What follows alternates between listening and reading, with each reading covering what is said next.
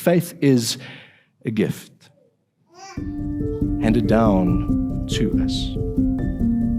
But secondly, faith is also work.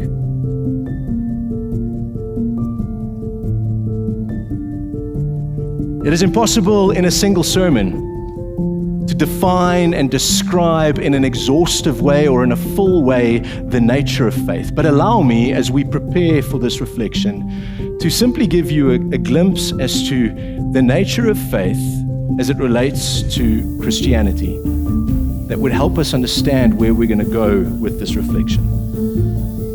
And that is simply this: faith is relationship. Faith is relationship. Relationship on two fronts. Relationship, first and foremost, with God, in and through the person of Jesus Christ by the grace bestowed upon us through the Holy Spirit.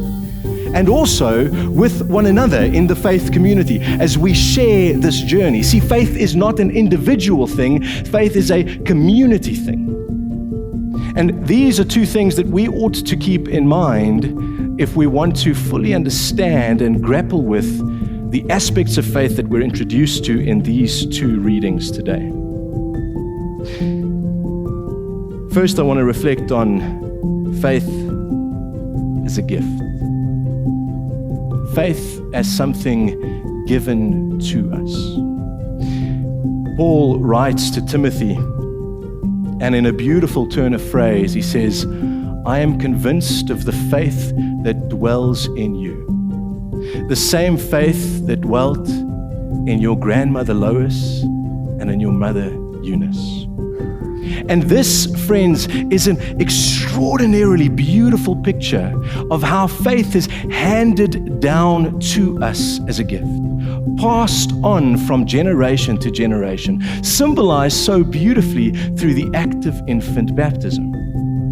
And yet, sadly, it is something that we seem to have almost lost sight of completely in our modern understanding of faith.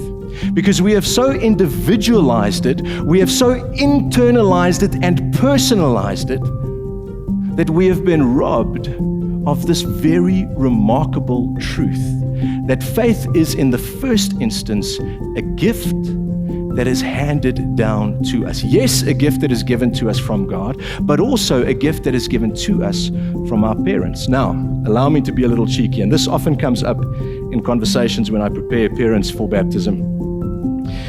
There's this modern phenomenon, right, where, I don't know, call it gentle parenting or whatever other nonsense you want to call it, where we almost want our kids to make every decision for themselves, right? They've got to decide for themselves on almost all matters, right? And it's a complete absurdity. So let me put it in context. Often you hear parents saying, we don't want to bring our children for baptism because we want them to make the decision themselves one day, right? We want to have them make their own faith decisions one day.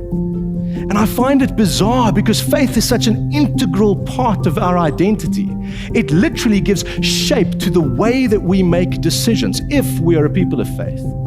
It literally directs our lives, and yet we want to leave our children to make those decisions for themselves. We don't let them choose for themselves if they want to go to school or not, or if they want to eat their vegetables or not.